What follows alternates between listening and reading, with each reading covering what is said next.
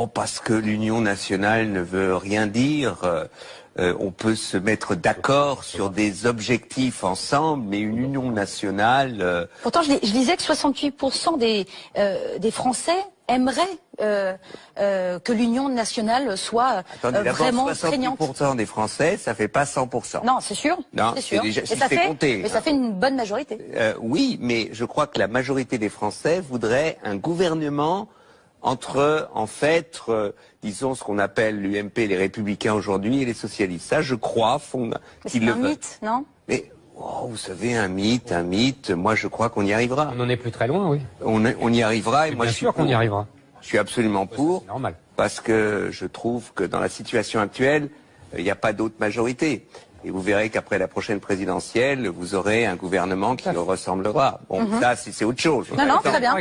Ah bah voilà, et si Eric alors, ça commence bien, ça commence très bien. C'est mal barré aujourd'hui. Je l'ai déjà écrit. Oui, moi j'arrête pas de le dire sur Europe, donc oui. voilà. Ouais. Non mais écoute pas. Le problème c'est que vous êtes d'accord, mais pour des raisons différentes. C'est ça le problème. Bien sûr, évidemment. Mais c'est pas grave. J'ai une deuxième question. L'impact des attentats sur les régionales se fera surtout sentir sur le PS, sur les Républicains ou sur le Front National? Écoutez, j'ai oublié ma boule de cristal. Ah, vous faites la même blague que Nolo? Oui, oui, c'est normal, il s'inspire, c'est normal. C'est le genre de question, j'en sais rien. Mais vous avez bien un avis sur la question? Est-ce que vous pensez que ça peut influencer? Ça va influencer, mais les uns disent ça, parce que j'écoute, les uns disent ça va influencer, que ça va peser pour Marine Le Pen, d'autres pour le président. Et vous, quel est votre sentiment à vous? Je m'en fous.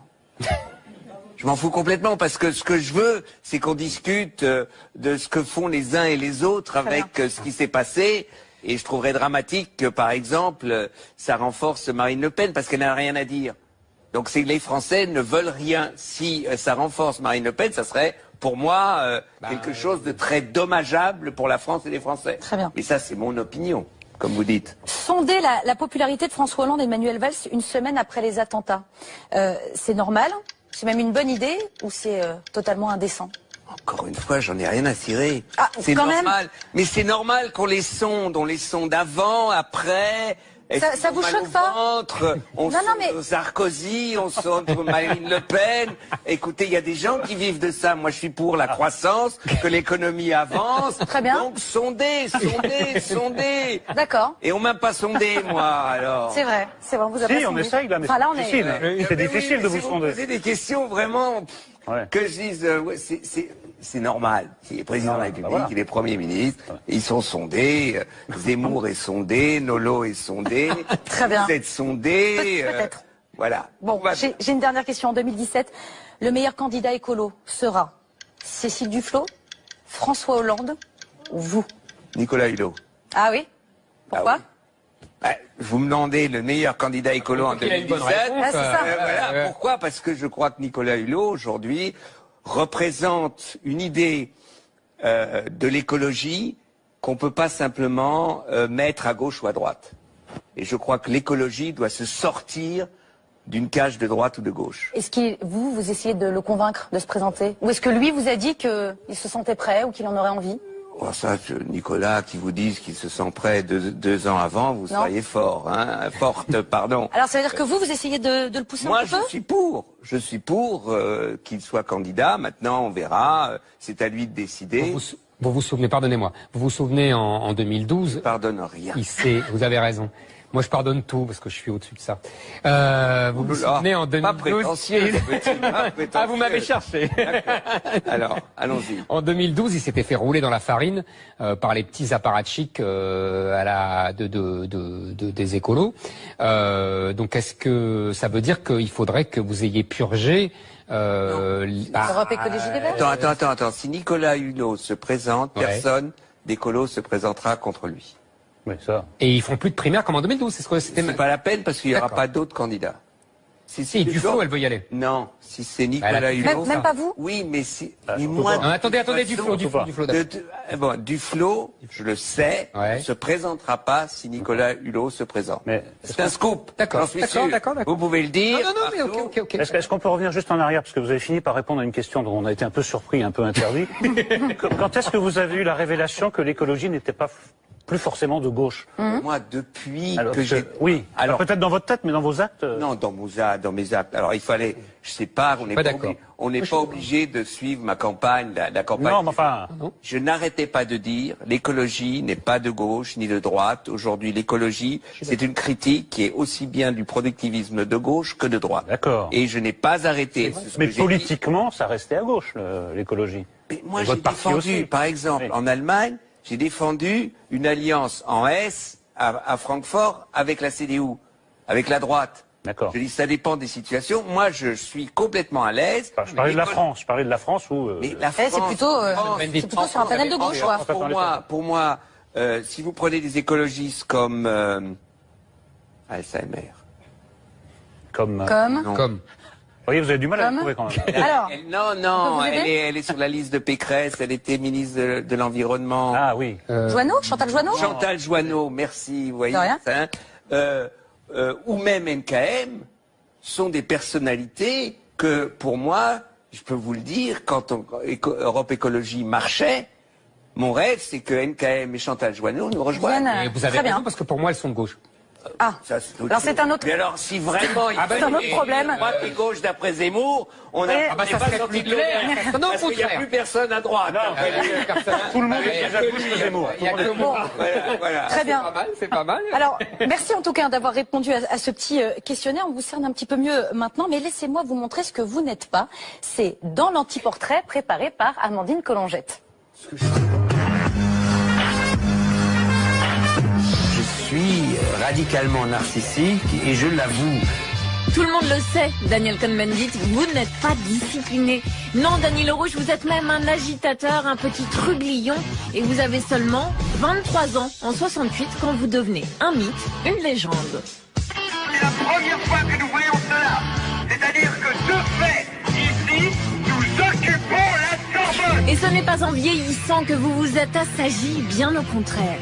Je comprends pas pourquoi vous vous énervez avant que j'ai dit un mot. Si on mange bien, on doit bien boire. Parce qu'une bonne musique des Rolling Stones, ça allait avec un bon joint. L'Europe n'est pas à la hauteur de la crise économique. Ta gueule. Vous êtes complètement fou. On a bien compris, Dany, vous êtes un trouble, faites toujours en activité. Et oui, monsieur Cohn-Bendit, vous n'êtes pas au chômage. À 70 ans, vous, l'ex-député, vous faites partie de ces retraités qui travaillent, impossible de décrocher. Depuis septembre 2013, Europe 1 vous offre une vitrine pour exprimer votre humeur. D'abord, je voulais faire une chronique ce matin sur Cate Blanchett, et parce qu'elle a eu l'Oscar, je la trouve formidable. Et même la politique, il semblerait que vous y repensiez. S'il y a une primaire à gauche, je suis prêt à réfléchir, à me présenter à la primaire à gauche. Enfin, Dany, vous n'êtes pas l'homme d'un seul pays. Ça commence dès votre naissance. Vous dites que vous êtes le fils du débarquement. Né le 4 avril 1945 à Montauban, de parents juifs allemands. Vous incarnez l'Europe, vous parlez.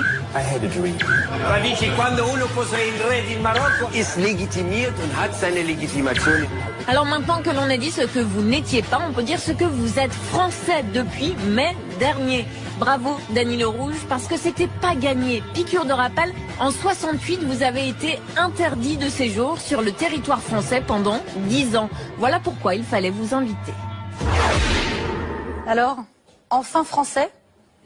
Oui, je suis maintenant français et allemand. Et fier de l'être? D'avoir la double nationalité, absolument. Comme ça, si jamais on voulait me déchoir d'une nationalité, vous auriez je passerais d'un côté de l'autre du Rhin. Vous voyez. Hein, voilà. Est-ce que vous aussi, vous afficherez votre drapeau français sur la fenêtre vendredi prochain en jour de... Non. Non, je suis pas drapeau, moi. Pourquoi? Je suis pas drapeau. Je suis ni drapeau allemand, ni drapeau français. Je suis plutôt le drapeau multicolore. Voilà, c'est comme ça. Mais que si les gens ont envie de le faire, qu'ils le fassent. Mais moi, personnellement, non. Je suis pas drapeau. Mais c'est très bizarre parce que mon fils, qui n'est pas français, quand on a été voir le match de foot France-Brésil en quart de finale à Francfort, il est venu en bleu, blanc, rouge. Mais il n'est pas français. Ouais, il avait juste envie de soutenir une équipe de cœur, quoi. Voilà. Donc vous voyez, c'est comme ça. Donc, mais moi, personnellement, je me balade pas avec un drapeau. Alors c'est la première fois que nous avons le plaisir de vous recevoir et ça tombe pas à n'importe quel moment. Quand on vous voit, on pense à ces images d'archives, mai 68, on pense à certains slogans, il est interdit d'interdire, et on vous reçoit au moment où le slogan officiel c'est qu'il est interdit de ne pas interdire en ce moment. Je voudrais juste savoir ce que ça vous inspire comme retournement. Bon, disons que la situation est quand même assez difficile en France. Alors je ne sais pas si le slogan est « il est interdit de ne pas interdire », disons que... Il n'y a presque aucune voix qui s'oppose à ça, même dans votre camp idéologique. Bah, moi, je crois que j'aurais voté l'état d'urgence, non pas par unité nationale, parce que je crois que, disons, les citoyens français, en France, les gens, même s'ils ne sont pas français, ont une certaine angoisse, et donc de marquer le coup, ça me paraît quelque chose de défendable. Il ne faut pas que ça dure trop longtemps, parce que c'est pas la solution, mais c'est un moment, une réaction. Et après, il faut voir comment ça va se développer. Je trouve que quand même, on n'a pas assez souligné que tout ce qui va avec l'état d'urgence, la censure, tout ça a été enlevé de la loi, ce que je trouve bien. Ouais. C'est-à-dire qu'on a quand même un sens des responsabilités de ceux qui l'ont fait. Et puis après, voilà, je veux dire... Oui, mais est-ce que...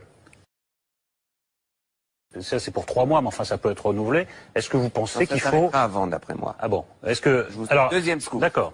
Alors, d'après vous, il ne faut pas jeter le bébé démocratique avec l'eau du terrorisme? Parce que la tentation a l'air d'être grande. Oui, mais je ne crois pas. Je trouve que, en fait, François Hollande pourrait reprendre la fameuse phrase de Gaulle, je ne sais plus, dans une conférence de presse, on lui disait oui, mais vous avez ces libertés sont en danger. Et De Gaulle a dit, mais enfin, c'est pas à 67 ans que je vais devenir un dictateur. Conférence de presse en 58 avant de revenir au pouvoir. Et puis c'est la même chose pour Hollande. Là, on va pallier, Mais moi, c'est pas sur Hollande, c'est sur les Français que je vous interroge. Est-ce que vous ne trouvez pas qu'il y a un basculement? Est-ce que beaucoup de Français maintenant acquiescent à une forme d'état d'urgence permanent? Non, pas permanent, je ne crois pas. Je crois qu'ils acceptent sur le moment, la majorité. Il y en a des tas qui se posent des questions, et je trouve très juste de se poser des questions, d'aller voir de plus près ce qui est fait ou qui n'est pas fait. Hein, je dis pas, il faut être béni oui, mais dans la situation actuelle, c'est une manière de sécuriser. Écoutez, c'est simple. François Hollande et le gouvernement fait l'état d'urgence, il y a un nouvel attentat. Tout le monde dirait, vous voyez, ça sert à rien. François Hollande ne fait pas l'état d'urgence. Et il y a un nouvel attentat, t'étais une couille molle parce que t'as pas osé l'état d'urgence. C'est un piège. Je veux dire, moi je suis, c'est vrai, dans cette situation, je suis très prudent dans les yaka faire autrement. Je suis prudent. Je regarde, je trouve qu'il y a des déclarations que je trouve insoutenables, de valse sur les réfugiés aujourd'hui. Je trouve que là, il a complètement pété les plombs. Hein, mais la situation est difficile. Il y a quelque chose que je comprends pas. Vous me dites, j'aurais voté. Quelque chose, oui, ce qui est rare. Ouais. Vous me dites, j'aurais voté l'état d'urgence, et donc vous auriez voté les mesures qui ont été décidées. Pourtant, je pense à différentes choses comme l'assignation à résidence des fiches S ou les déchéances de nationalité. Non, les déchéances de nationalité, ce n'est pas encore voté. Ne mélangeons pas tout. Les déchéances sur les nationalités, en fait, c'est un projet. Oui. Et si vous voulez en discuter, moi je dis... Est-ce que vous voteriez ça aussi alors? Non, je vais vous dire pourquoi. Ah bah très bien, on va en parler. Je vais vous dire pourquoi. Je vous écoute. Je vais vous dire pourquoi. Vous avez... je prends au hasard un terroriste d'origine marocaine. De toute façon, il ne peut pas être déchu de la nationalité marocaine, parce qu'en tant que Marocain, Absolument. Vous êtes fils ou fille du roi, et donc de toute façon, que vous ayez quelque chose à voir. Donc on peut le déchoir de la nationalité française. Oui, mais ça sert à quoi? À l'expulser. À l'expulser vers le Maroc, qui va déstabiliser le Maroc, et que si le Maroc est déstabilisé ou l'Algérie est déstabilisée, est-ce que ça sera plus de sécurité pour la France? Faire déstabiliser le Maroc que la France. Vous faites une erreur, jeune homme, une erreur fondamentale. Oui, mais parce que si vous voulez, il faut choisir entre deux mots. C'est moi qui est interviewé. Mais alors, je suis là pour répondre aussi. Non, mais j'ai pas fini. Non, mais vous n'êtes pas à Nanterre ici, hein, donc on peut parler. Non, oui, mais il faut toujours attendre que j'ai fini pour me répondre. Sans ça, vous savez pas ce que je vais dire. Mais si, allez-y. Ah, vous savez ce que je vais dire. Mais là, je répondais à ce que vous veniez de dire. Je dis simplement qu'aujourd'hui, il y a une stratégie de l'État islamique de déstabilisation qui va de la Syrie, passant par l'Irak, après vous passez par l'Afrique, Boko Haram, et vous arrivez au point l'Algérie, la Tunisie et le Maroc, et que la sécurité de la France passe par la sécurité de ces pays. Donc, d'expulser des terroristes qui n'ont jamais vécu dans ces pays, ça me paraît, et c'est une fausse bonne idée. Donc, vous êtes contre? Je l'ai dit au début. Non, mais c'est intéressant, parce que moi, je pense que ça va être voté, et que, moi, évidemment... Mais en démocratie, on n'est pas obligé d'être pour tout ce qui va être voté. Je suis d'accord, voilà. Je suis contre tout ce qui a été voté depuis 10 ans, donc je suis bien d'accord avec vous. Donc en revanche, là, je suis, moi, pour, et je trouve que il faudrait la massifier même, et que la gauche est en train de renier tout ce qu'elle a adoré. Vous m'accorderez quand même que l'Hollande prend dans le programme des Républicains, voire du Front National, tout ce qu'il décide aujourd'hui. Je suis pas d'abord du gouvernement. Donc, vous êtes à gauche. Vous défendez la majorité. Non. Moi je suis pour une sortie beaucoup plus rapide du nucléaire. Je ne défends pas la majorité. Je suis pour une autre politique, par exemple en ce qui concerne les réfugiés. Je ne défends pas la majorité. Donc il y a des tas de choses. Je suis capable, quand la droite propose des choses que je trouve intelligentes, de dire oui. Je suis capable, quand la gauche propose et quand les écologistes proposent quelque chose d'intelligent. Là où j'ai des difficultés, c'est quand Zemmour ou Marine Le Pen proposent quelque chose, je suis pas capable d'écouter. Oui, sauf que là, le gouvernement va prendre des choses... C'est ma faute. C'est ma faute. C'est votre sectarisme habituel, vous savez, on a l'habitude. Mais je suis quand même pas mal ouvert pour quelqu'un qui accepte... Non, parce que tous ces gens pensent la même chose, donc c'est normal que vous soyez ouvert. Ils pensent comme vous, donc c'est logique. Oui, de toute façon, il y a qu'Éric Zemmour dans France qui pense. Donc les autres sont tous la même chose, etc.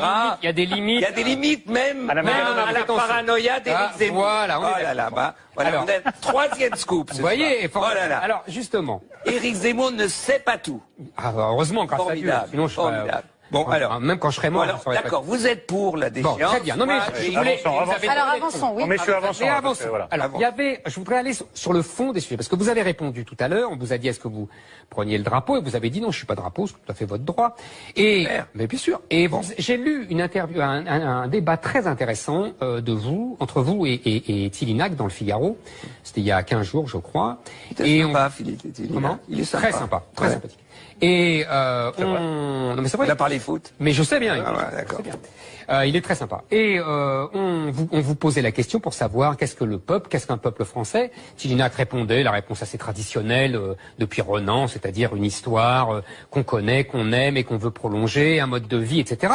Et vous aviez cette réponse qui, moi, ne m'a pas étonné, mais au moins vous assumiez vos choix. Vous disiez le peuple, ça n'existe pas, il n'y a pas de peuple français. Il n'y a que des, je ne sais plus la suite de votre réponse, mais il n'y a plus que des citoyens, etc. Et il n'y a plus que c'est déjà pas mal. Oui, mais le fait, la condescendance. Oh, il n'y a que des citoyens. Je veux dire par rapport au oui. Dans une république, c'est important. Tout à fait. Qui n'est pas citoyen ne peut pas faire construire et faire avancer une république. Absolument d'accord. Mais dans la République, donc c'est déjà pas mal. Dans la République française, c'est lié aussi à la conception de peuple français et de nation française. Et attendez, je finis ma démonstration et je vous laisse la réponse. Ce qui m'intéresse, c'est que je pense qu'aujourd'hui, j'espère que ça vous intéresse ce que vous pensez. Non, pas ce que vous pensez. Ça m'intéresse. Bon, parce que ce qui m'intéresse, je pense. C'est pas ce qui a été dit. Pardon. Quand vous dites qu'il n'y a pas de peuple français, en revanche, vous pensez qu'il y a une Europe qui doit se construire, et vous avez toujours pensé qu'en gros, les Allemands et les Français seraient dans l'avenir ce qu'ont été les Bretons et les Auvergnats. La vieille exorde de Victor Hugo disant cela, je vous la donnerai, ça va vous intéresser, il a toujours dit ça. Maintenant, j'ai le sentiment... C'est déjà pas mal pour moi. Mais c'est pour ça que Victor Hugo. Alors, vous voyez. Alors on va y arriver. Grand, là. Donc aujourd'hui, je pense que vous avez perdu. C'est-à-dire que non seulement l'Europe nous laisse toute seule, que non seulement l'Europe se fiche complètement, à part des mots de compassion, de notre destin national. Troisièmement, au moment du vrai danger, tout le monde prend son drapeau bleu, blanc, rouge et non pas bleu avec des petites étoiles et chante la Marseillaise et non pas l'hymne de Beethoven à la joie. Et enfin, et j'en ai fini, en revanche, là où vous avez gagné, c'est dans la désintégration du peuple français et qui conduit à la situation aujourd'hui de pré-guerre civile. À vous tout seul, monsieur Cohn-Bendit. Oui, bravo. Attention. C'est vous pas tout seul. Victor Hugo de la désintégration. On vous écoute. Y aller. Alors, voilà. D'abord, oui, j'ai perdu quand on regarde la situation de l'Europe aujourd'hui. Je ne le nie pas. Seulement, je suis absolument persuadé que pour répondre aux drames auxquels nous sommes confrontés, pour répondre aux problèmes de la dégradation climatique, pour répondre à la mondialisation, il n'y a qu'une solution qui passe par l'Europe. Donc mon combat, c'est vrai, il y a des moments où on perd. Quand la France était pétiniste, les républicains français avaient perdu. Et ça ne veut pas dire qu'ils avaient perdu la France. C'est un autre sujet. Ils avaient... C'est pas un autre sujet, je vous donne un exemple pour vous aider à penser. Non, mais pour vous un êtes poney, trop parce que bon. des fois dans la vie, il faut Monsieur est trop bon. voilà, mais j'ai Donc, sur décidé l'Europe aujourd'hui d'être communique et d'être gentil avec tout le monde. Donc je continue. Tant mieux, merci. Je continue. Je crois donc qu'effectivement, nous avons besoin d'une Europe. Et quand on dit, et c'est là où moi j'ai été blessé, sur par exemple l'incapacité de l'Europe, quand on parle de la répartition des réfugiés, que je trouve que moi je suis blessé. Mais je me rappelle qu'il y a 2 ans, quand les Italiens ont demandé aux Français et aux Allemands une répartition parce qu'ils n'y arrivaient plus, on leur a montré l'épaule, on a dit allez vous faire voir, va fanculo pour dire en français. Vous avez hein? Donc je veux dire que le problème il est là, c'est que la défaite, c'est que nous, les pro-européens, hein, et si je ne suis pas le dernier, mais il y en a, c'est vrai, il y en a beaucoup qui sont secoués, tant qu'on n'aura pas réussi à faire comprendre à nos populations, françaises, allemandes, italiennes, etc., que nous avons besoin les uns des autres pour répondre aux questions et aux problèmes d'aujourd'hui, tant que nous n'aurons pas réussi cela, eh bien, les problèmes seront beaucoup plus difficiles pour les Français, beaucoup difficiles pour les Allemands. Non mais c'est faux. C'est l'Europe qui a aggravé tous les problèmes depuis 30 ans. Éric Nolot. On avance. Mais pas baratin du tout. C'est le baratin européen. Avançons. Mais j'ai pas fait. Si. Je donne un exemple. La solution à la dégradation climatique, ce n'est pas... c'est pas l'Europe, c'est le monde entier. Maintenant, j'ai le droit. Hein, c'est le monde entier. Mais non, mais le monde est... L'Europe est la seule masse critique capable d'avoir une influence dans les négociations, et ça, on le voit. Deuxièmement, sur le problème des réfugiés, aucun pays seul n'arrivera à répondre d'une manière humanitaire à ce problème. Parce qu'on veut répondre de manière humanitaire, on n'est pas obligé de répondre de manière humanitaire. Alors je vous dis une chose, moi je vous regarde dans les yeux. Moi aussi. 1938. Wow. 19... Ah, ça y est. Non mais le chantage aux juifs, je la connais pas. Non, mais j'ai le droit quand même. Et toi, tu vas te tenir debout là maintenant. 1938. 37 pays doivent se poser la question, les juifs allemands, qu'est-ce qu'on en fait? Parce qu'ils veulent partir d'Allemagne. Ils ont commencé à négocier. Et là, les gens ont dit, oui, mais il n'y a pas que les juifs allemands, il y a les juifs polonais, il y a les juifs roumains, plusieurs millions. Et là, on a dit une chose. Tous les pays, les Américains, les Anglais, les Français ont dit, on ne peut pas absorber tous les juifs qui sont en déshérence. Ça a été terrible. Et moi, je dis qu'aujourd'hui, une solution humanitaire rehausse l'humanité et abaisse ceux qui ne la veulent pas. Très bien. Voilà ce que je dis à monsieur Zemmour. Mais arrête la guerre, ne t'arrête pas comme ça. Et le chantage, l'extermination des juifs, c'est indigne. Eric, on passe à autre chose. Ça fait 40 ans que ça marche comme ça. Ça va parler de l'extermination. En 38, il n'y avait pas d'extermination. Oui, mais sauf que c'est fini comme ça. Mais on ne le savait pas en 38. D'accord. Alors on va passer à autre chose, s'il vous plaît. Je suis d'accord. Non, tu n'es pas d'accord. Si. Non, tu n'es pas d'accord. C'est très bien, même toi, les tu les aurais laissés crever. Alors c'est pas le débat. C'est ça que tu es. Ce n'est pas le débat. Passons à autre chose. Et c'est du sentimentalisme à 2 balles. Parce qu'à chaque fois et ça ne marche pas. Non, Vraiment, s'il vous plaît. Que je dis humanitaire, il y a un Zemmour qui passe par là. L'humanitaire, c'est terrible. Et moi, je préfère l'humanitaire à l'arrogance, à la manière dont l'arrogance. Alors on vous a entendu. On vous a entendu, messieurs, s'il vous plaît. Vraiment, s'il vous plaît. Sinon on ne pourra pas continuer l'émission. Qui nous mène et qui mène le pays à la destruction et à la guerre. Alors, on va essayer d'avancer. On va essayer d'avancer. S'il vous plaît, c'est vraiment pas le débat. Ouais, voilà, c'est ça. Revenons un peu. Non, on va juste avancer. Ce que vous avez fait. De temps en temps.